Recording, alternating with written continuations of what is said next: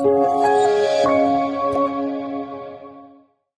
everyone. I'm Traci Arieli, end-of-life doula and founder of Comforting Closure. Welcome to another episode. Today, we're going to talk about a topic that's important to your quality of life, yet it's often overlooked in discussions about planning for the future: long-term care insurance. Like many of you, I wasn't fully aware of what long-term care insurance was or that it even existed. Now, I was lucky that my parents brought it up. They had the foresight to purchase long-term care insurance for themselves, and seeing the benefit and security it provided, they encouraged me to look into it. And this led me to Brian Gordon of Gordon Associates.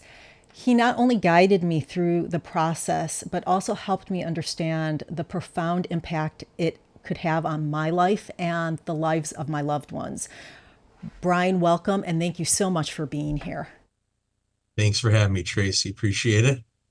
Could you start off by telling us a bit about yourself and how you got involved in long-term care insurance? I graduated college just like many of us did. And as I was going through and exploring things, I had done an internship and had done work at a real estate company a couple summers in a row and was thinking that might be a direction for me. And lo and behold, I graduated in May of 1990. And in April of 90, that company was no longer in existence. So I kind of rolled up the sleeves and my father, who started our agency back in 1975, business was growing, demographics towards aging and baby boomers and things like that were ripe for it.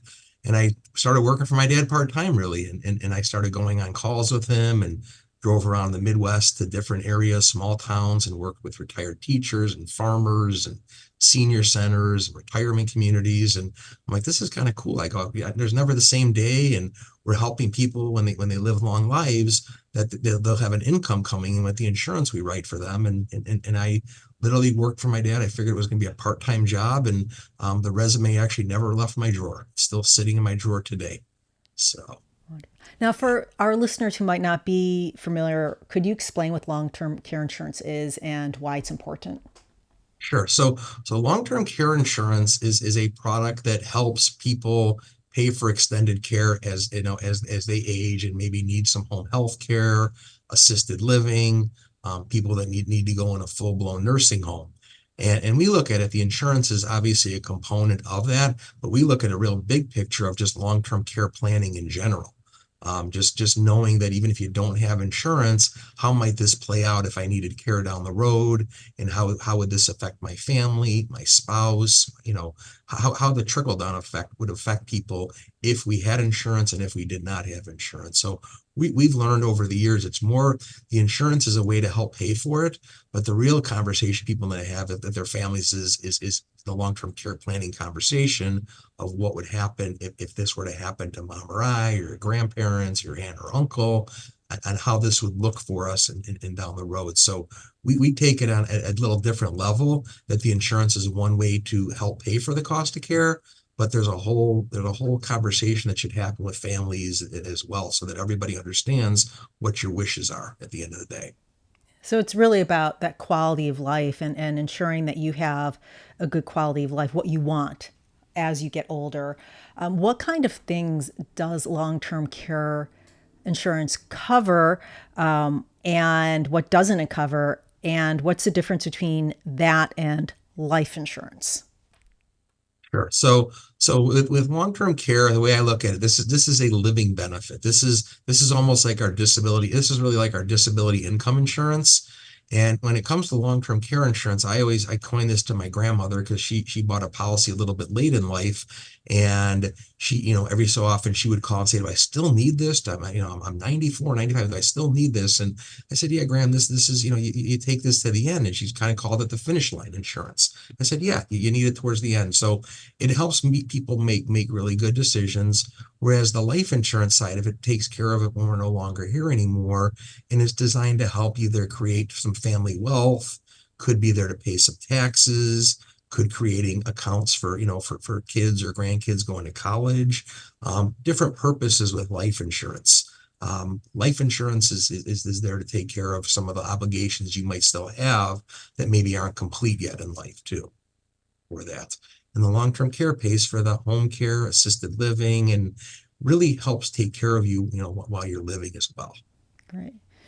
How does Medicare factor in to, with the long-term care insurance? Sure. So Medicare, along with like even traditional health insurance, like we have under age 65 for a lot of us, Medicare, they do a really good job for those of us who are going to rehabilitate themselves. We're going to get better, get back on our feet again. So hip replacements, knee replacements, back surgery, strokes, things that we're going to recover from. Medicare does a great job, and they can go up to about 100 days in a rehab type of facility to take care of that. I find on average, and my father ended up having an issue this past summer, the average that I find is about 21 to 22 days of rehab under Medicare, even though they can go to 100. I have a client right now in the suburbs of Chicago. He's on day 42 of rehab because he's not able to walk, but he's starting to make some progress. So as long as he's making progress, they'll help take care of him a little bit under Medicare. I actually had a conversation with someone about long-term care and how if you're really rich in our country, you're fine. If you're really poor, you're kind of taken care of. But the middle class is really, we're left to defend for ourselves basically. And so, as an example, when we go into assisted living, it could get really expensive. I'm not sure if, viewers, if you've had the pleasure of looking at assisted care facilities and looking at the cost of that assisted care, but it is a lot. And so I feel a lot better having that policy that you gave me or that we worked on. Well, very humbled when they see what the cost of care is, and when I have them reach out in their areas and poke for some answer, some questions answered, they're staggered by what the cost could be. It could be 6,000 to 18, 20,000 a month, depending on what people need help with. Yeah. And that's just a care. That's not the housing and the food and so it's a lot. Having worked with you personally, I found your approach to guiding me through the policy and the options really empowering you. I always felt that you were educating me and then giving me that room to make the decisions. Now, what is your philosophy when advising individuals and their families on making these decisions? So my philosophy is simple that when we do this, you hit the nail on the head. It's all about education first because 98% of the people, probably 99% of people I talk to have no experience in this area. Thank goodness they haven't dealt with family yet. They don't, maybe some of them had friends go through it with their parents, but people are pretty naive and don't understand it. So it's kind of just explaining it from the top to the bottom of really what the plans are, that our health insurance and Medicare does not cover this. And it's really just to put together a game plan of how much do you want to cover? And is insurance an important part for you? Because at the end of the day, there are some people, like you said, there are some people that are ultra wealthy that decide to self-fund that problem. And there are people that are ultra wealthy that buy this insurance as well. I have a lot of clients are fairly wealthy today because they want to have somebody else pay their bills. They also have sometimes children that can't make decisions. They have some children that sometimes feel very guilty about bringing in care into the home, go to assisted living. And I've had a lot of hard conversations with children and grandkids saying that, when I was working with your parents or your grandparents, they were of sound mind and they knew that if something were to happen to them, they did not want this burden on your shoulders. And that's why they have the insurance so you and your family can make good decisions on their behalf.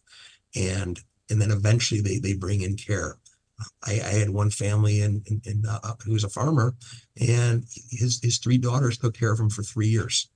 And I kept saying, why are you doing this? He's got an unbelievable policy. He'd be mortified if he actually knew you were doing this for him because I had a really good relationship with him. They ended up 3 years into the process bringing in care for him.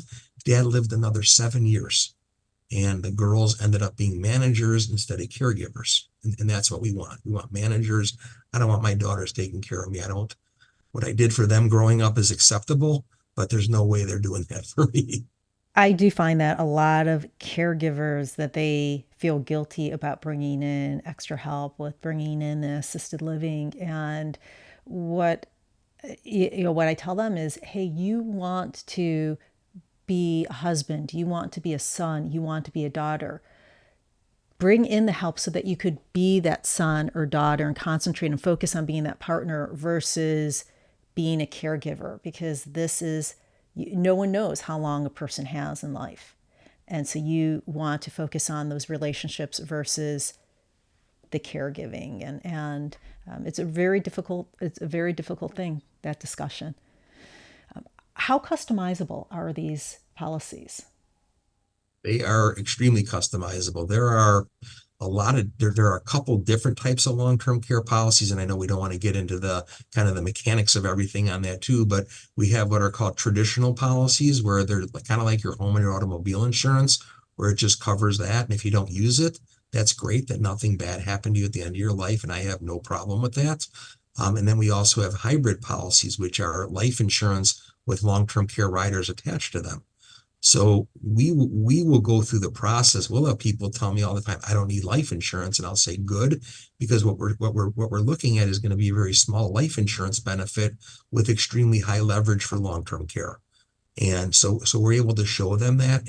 And I want people to learn both types of policies, because you don't know what you don't know. And this is a new subject for you. And I will tell you that my goal with anybody I work with whether it's someone in their 30s or 40s, or I'm dealing with someone a little bit later when they're buying it in their 60s, I want them to be the smartest one at the table with their friends, and they have good conversations and understand what they have. That's what we're all about. And got in the business, started with my father, and he basically said, you treat people how you want to be treated, and you take your time with people to make sure they understand what you have. And the best thing is with Zoom nowadays, I can tell if people understand. They're not on phone calls with me as much anymore. So I really want to make sure they grasp it, because we pride ourselves on making the decision right the first time, and don't have to come back to rewrite our policies later on in our clients' lives. I remember I spent a lot of time, this was pre Zoom. I spent a lot of time with you on the phone, a lot. So I appreciate that. What misconceptions do you run into? Misconceptions range from everywhere, that these policies don't pay. I go online and they're just no company pays it. And I can tell you straight up that we have never had a legitimate claim not paid. We have over 900 policies in our office that have started a claim and stopped. So we have a lot more experience than many individuals in the business. Most people haven't written that many policies, let alone filed that many claims. So as long as the process is done right, and they contact the agent or talk to the insurance company up front to manage the expectations, that's what we have to do nowadays, is manage the right expectations. You might not like everything we tell you, even when you would ask questions and things, but we're going to give you the right answers so you can make the right decisions on it. We're not going to make the answer to appease you and give you the wrong information. It's not going to fly in our world here. So it's just seeing what's available, and what your neighbor did might not be the same thing that you need to do for yourself. So treat it individually, and they're extremely customizable. What is your typical process of assessing a person's and a family's needs and helping them choose a policy? Like if I'm brand new, I'm just walking in, can you tell us that process that you go through? Sure. So our clients come to us from a lot of different avenues. They come through referrals from clients, a lot of financial advisors, accountants, and we get a fair amount off the internet as well. And really the first thing that we do with someone is really dial into their health. The most important thing is, I can quote you till you're blue in the face, but we need to know what's going on behind. Everyone, we all look good, but sometimes, under the hood, I say we've got some things going on. So it's finding out what you're doctoring for, what medications you have. You got to ask the question about a little about family history, about parents or siblings with any type of dementia or Alzheimer's. Once we have that information, if it's real clean and everything looks really good, we'll go ahead and we'll kind of prepare some quotes. We will set up a time to go over those quotes with the client and their advisor if they want, or their children or grandkids, and make sure that everybody's on the same page and understands what they're looking at. And it's a process. We go through, we show the first set of quotes. we keep it simple. We found out at that first conversation what my client doesn't like or what they don't want for themselves. That's sometimes what you have to figure out first, is what doesn't make sense, and then kind of back into what makes the most sense for you at that time. So it's a process. We might have 2 or 3 meetings before someone makes a decision whether to buy it or not.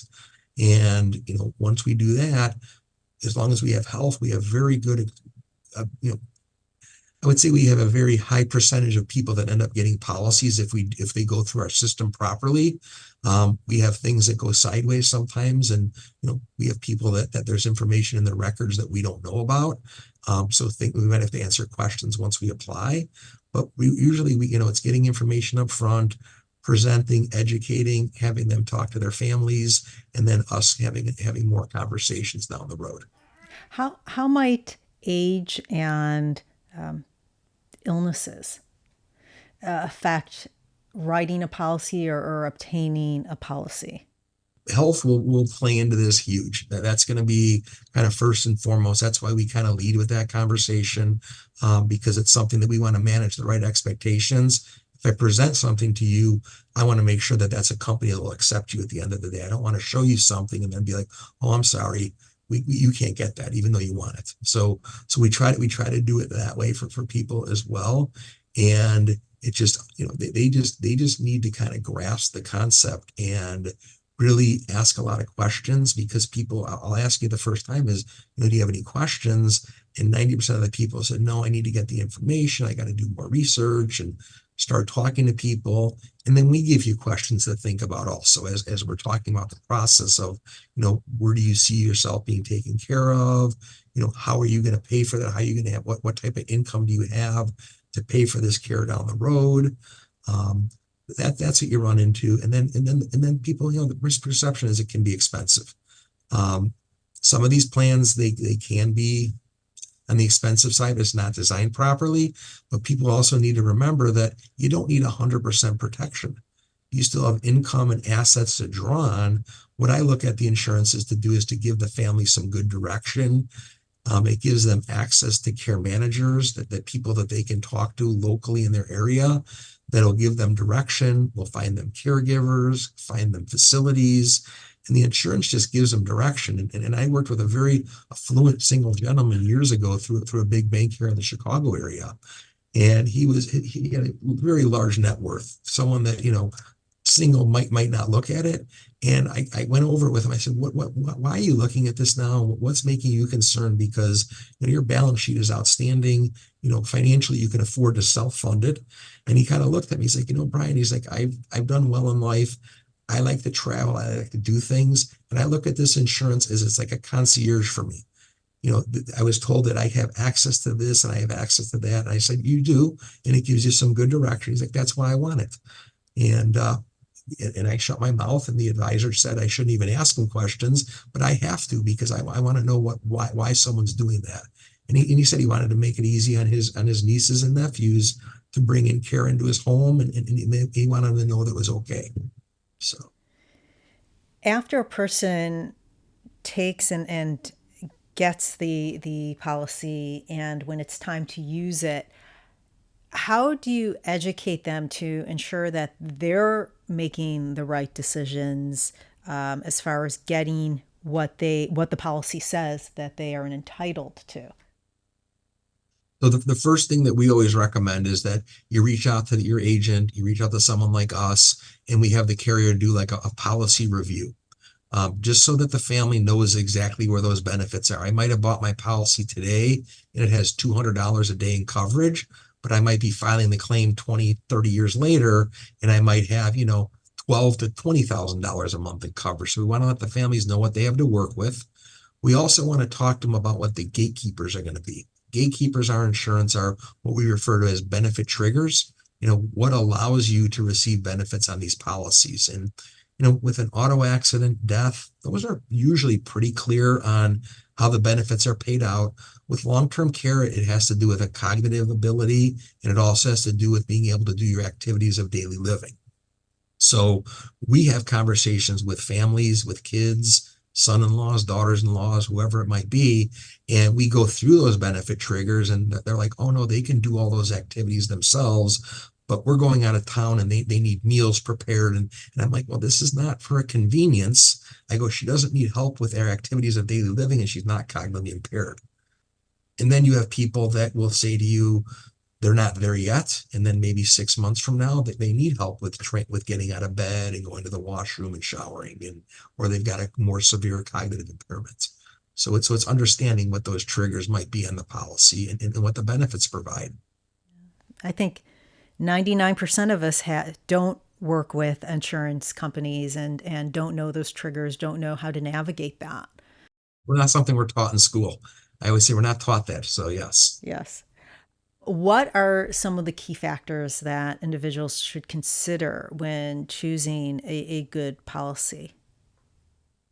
I think you got to look and see what you want to bring, what type of plan you want for yourself, and again, not to get too deep in the woods, but you have some policies that if you're going to stay at home, we're going to be required to bring in a licensed home care agency, which is what a lot of my clients gravitate towards because they want that insured, trained, licensed person.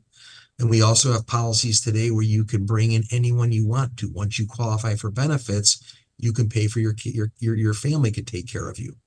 And I have some people that love that concept. I have some people that look at that policy and say, I don't want my kids taking care of me. I want that policy. I have to hire a licensed caregiver. So, you get educated throughout the process. We will always show, as you know, we'll show you, a chart, give you some choices. We go through those and you kind of eliminate what, like we talked about earlier, you eliminate what you don't like up front on that. Uh, and that's kind of how people go through the process. Some people want more monthly benefit. Some people want to, use more money out of their own pocket and use their own funds. You find a balance to what meets what your goals and your wishes are. And the important thing is that this fits into your budget. And what we like to see out there today, especially I've been in the business 34 years almost, is I like people that get paid up policies.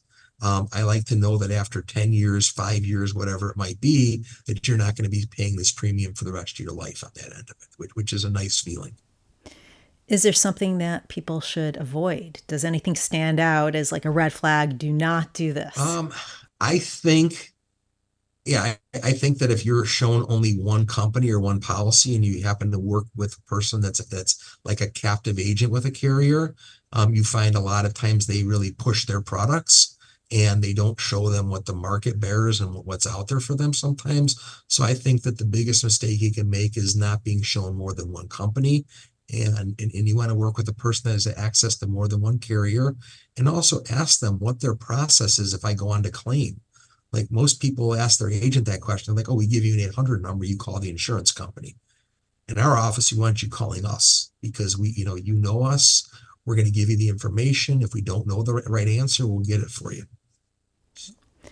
Now, many families find it challenging to discuss long-term care planning due to it's very emotional, right? Mhm. Based on your experience, what advice can you offer to our listeners about initiating and navigating those really difficult conversations? So I usually find that conversation extremely difficult with my clients and my friends' parents who are like, who are in their 80s, older than that, sometimes even like would have been my grandmother's generation as well. They didn't like to talk about any of this stuff. They think if you talk about it, it's going to happen. And I explained to them what's going to happen is going to happen whether you talk about it or not. So you can have your own, your own misconceptions on yourself with that. So I think that to have the conversation, sometimes it's really hard. We had a tough time with family as well with this, and it's something that you have to chart those waters very lightly. And a lot of times it has to precipitate from the kids. It's like us having to ask our parents if you needed care down the road and you are going to live this long life that you keep talking about, what are we going to do if you end at the end of your life for the last 2, 3, 4, 6, 8 years, you need care for yourself? What are we going to do for you? What am myself, my brother, and my sister going to do for you at the end of the day? Your kids to take care of you, because if you don't tell us, we're going to do what we think is right, whether you think so or not. And it's very challenging for kids to make decisions. And I tell kids all the time, my parents didn't tell me this, they didn't tell me that. I said, then it's your job to make the best decision with the tools you have. And you can't feel guilty about it because they just wanted you to react to this problem. There's planners and there's people who react to the problem. And I find that my families that are planners, it just makes it easier on us when we have to make some of these tough decisions on what our parents or grandparents' wishes might be. So it's having the hard conversation. And do you want to be at home? Do you want to be in a facility? Do you want, are you comfortable with hiring someone that's not licensed? So these are hard conversations that I have. But as I tell my friends in our mid-50s right now, I'm like, they're all reaching out to me for conversations on this. I'm like, now you're ready to have big boy and big girl conversations. We're in our mid-50s. It's time to, we're not getting any younger. We're healthier with that. Yeah, I run into the same thing that planning, because I do, the advanced care directives and I do other planning, and people my parents' age do not want to talk about it. They just do not, because it's that fear that they have. You talk about it, it's going to happen. It's going to, yeah. And what I find is that if you don't have those conversations, it's so much more difficult for the children, especially if there's more than one and they have they have different personalities, they have different beliefs. It's a lot of tension. It's so much more difficult while the issues are happening. So much more difficult having or trying to have those conversations when you're going through that emergency, when you're going through that, than before, when you're fine and you're planning for it. And I know you work with people. You just mentioned before that you have spoken with the children when their parents are taking advantage of these, of the policies, and really advising the children, hey, this is what your father, this is what your mother wanted. That's right here on paper. And I'm always like, they talk to me when they were of completely sound mind. I mean, I'll tell them some stories if I remember some things about Cock, and they're like, oh my God, you remember that? I said, yeah. I said, I took the time to understand what they wanted. I write things down, I take notes. And, they bought this because they didn't want you going in circles if they needed care down the road.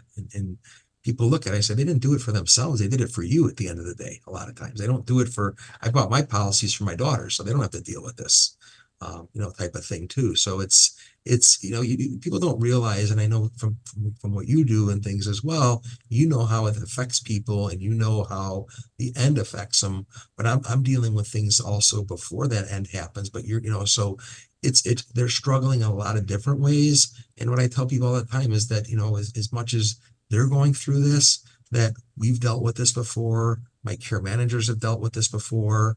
And there's a lot of people out there that get you through these things. And that's the great part about it today. It's just them trying to find that right resource for themselves. In my job, I work closely with a lot of different healthcare professionals to make sure that my clients are provided the care they need.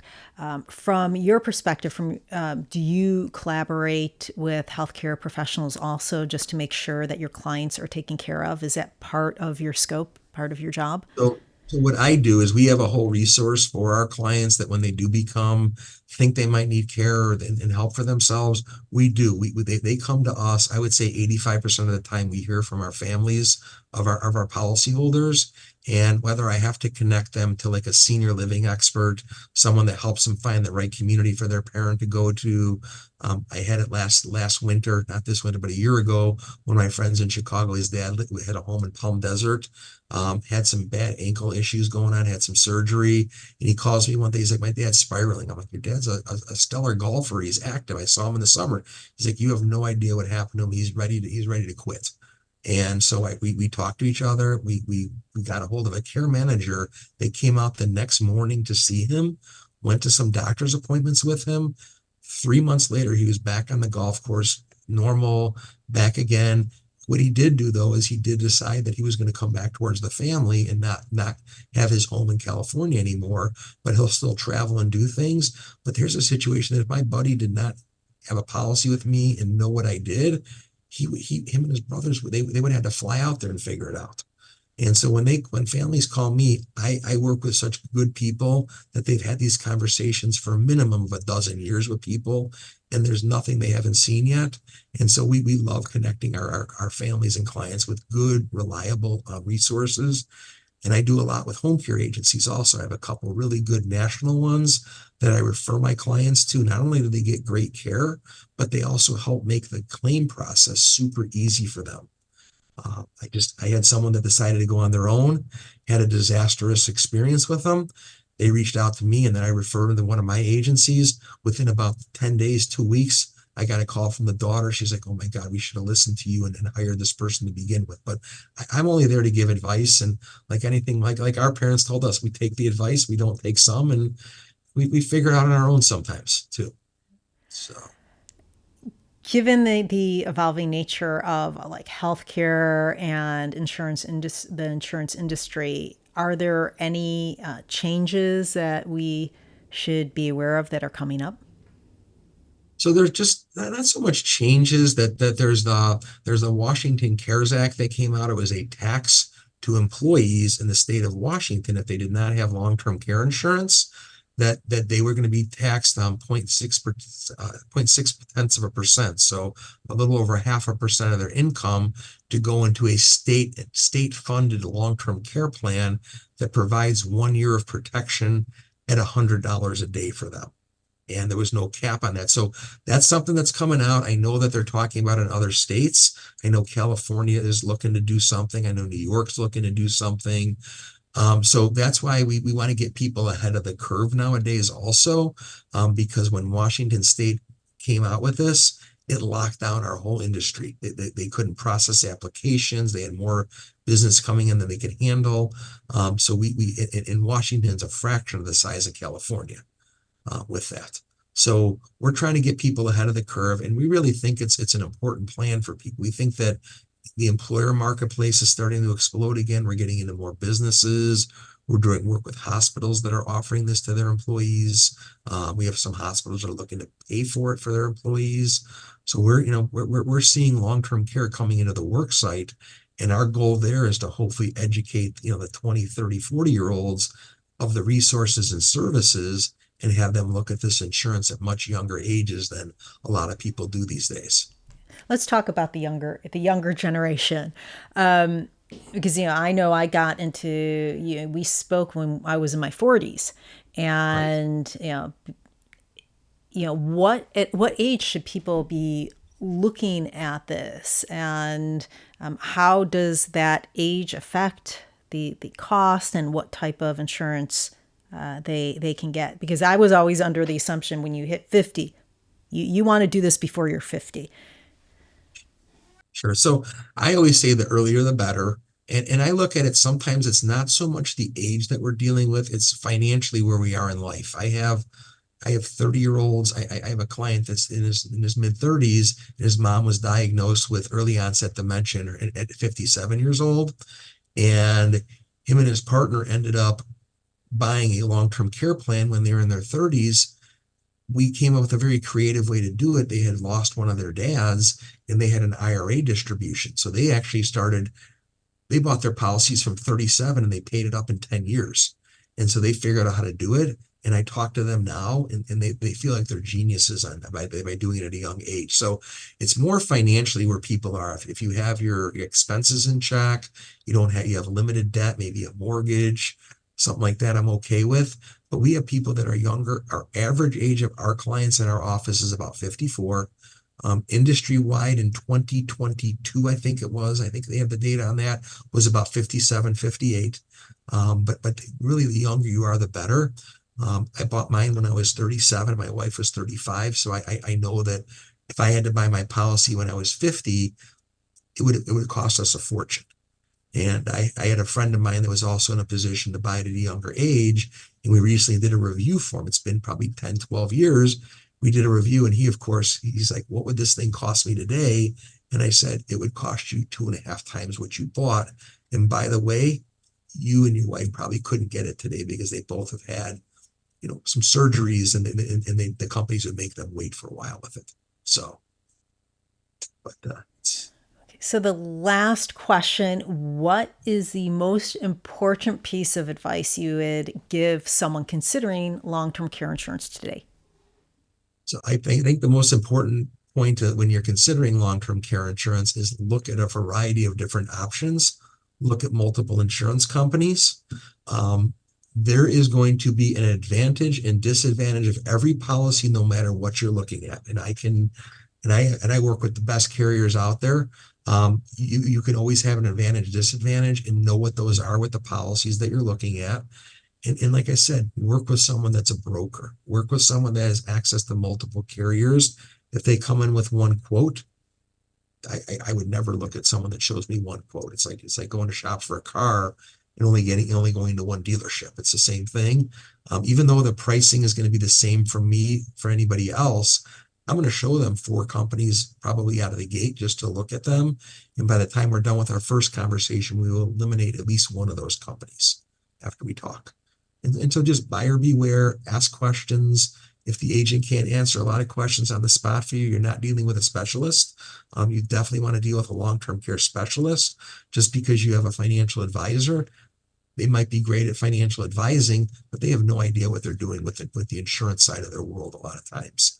And that's why we partner with financial advisors, and we're there to help make sure that their clients have a lot of good choices to take a look at. Brian, thank you so much for being on the show, for taking your time. I appreciate it. Thank you for having me. This is great. I appreciate it. For those listeners who are interested in learning more about long-term care insurance, or they'd like to get in touch with you, how can they do that? So you can either go onto our website. Our website is galtci.com. Or we have a toll-free number as well. It's 800-533-6242. And I work with my brother-in-law, Peter Floric, and we both have over 30 years of experience in this industry. And we treat people how I want to be treated and how people should be treated. And, we're there to answer any questions people have. Wonderful. Thank you. Folks, as we wrap up today's episode, I want to emphasize the importance of taking proactive steps towards ensuring your own well-being and quality of life. Especially as we age, long-term care insurance is one of the important options that empowers us to maintain our dignity and independence in later years. By considering it, we're not just looking out for our own futures, but we're also reducing the potential burden on our loved ones. Thank you for joining us today. If you have any questions, please don't hesitate to comment below or reach out to me directly. And if you found this conversation to be helpful, I encourage you to like, share, comment, and subscribe to our podcast. Your support helps us bring more of these important conversations to light. This is Traci Arieli from Comfort and Closure, wishing you peace and comfort in your journey. Until next time, take care.